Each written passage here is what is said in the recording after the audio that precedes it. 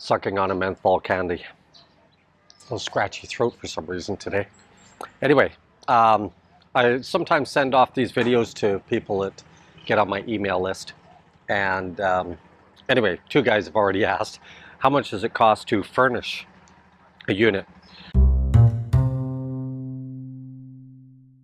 To give you an example, in our studios, we are now supplying a much better quality bed.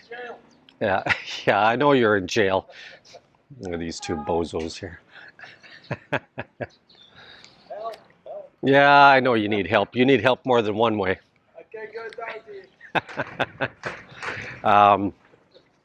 The 20 square meter units, we're now putting a 48-inch bed in them, guys. It just takes up too much space. Although we do have 54s in the room right now, but way too often we find that it's just being rented out to a single person.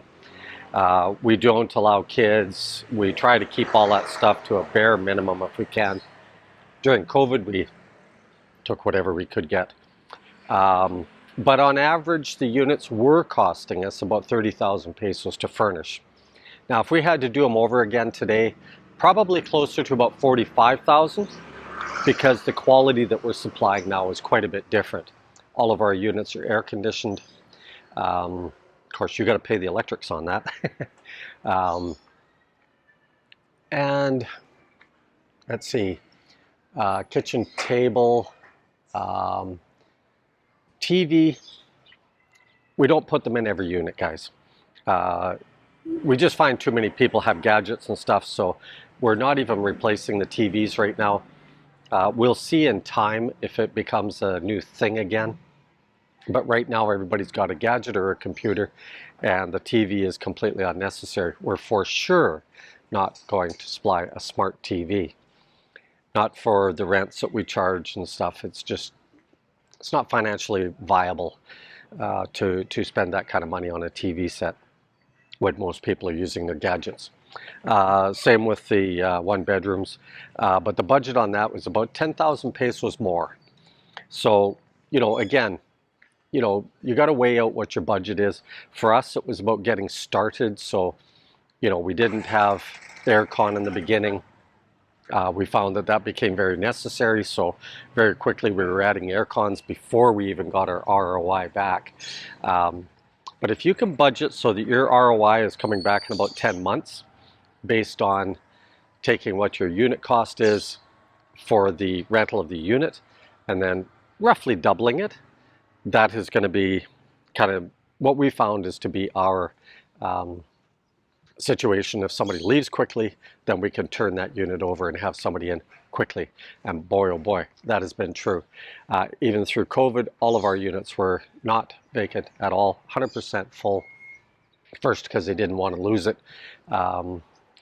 in an era where, you were having to get permission to move from one barangay to another and such. That period didn't last that long, but, of course, once it happens once, people get a little bit worried. So there you go. I don't know what else to add to this.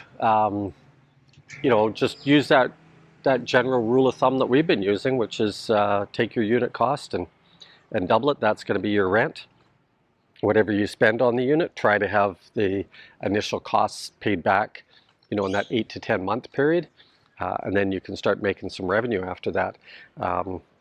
We have had, even with some pretty low quality furniture like end tables and stuff, not so good quality in the beginning, lasted us 2 years before we had to replace them. And of course then it's one-offs after that when you're replacing.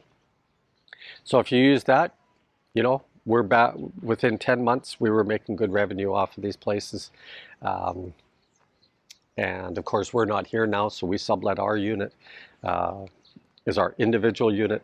Hank rents his individually, John rents his individually, but John is our go-to guy for because we're both away during the summer months, and so John looks after it all, and of course we offset. There we go. Okay, a little short for short people, just like me and John. Okay, he's not so short, but he is round. He's also a doughhead. When he gets focused on his work, When he yeah, right. You didn't want to see that. When he gets focused on his work, this guy's an animal. Oh, Okay, yeah. later, Gators.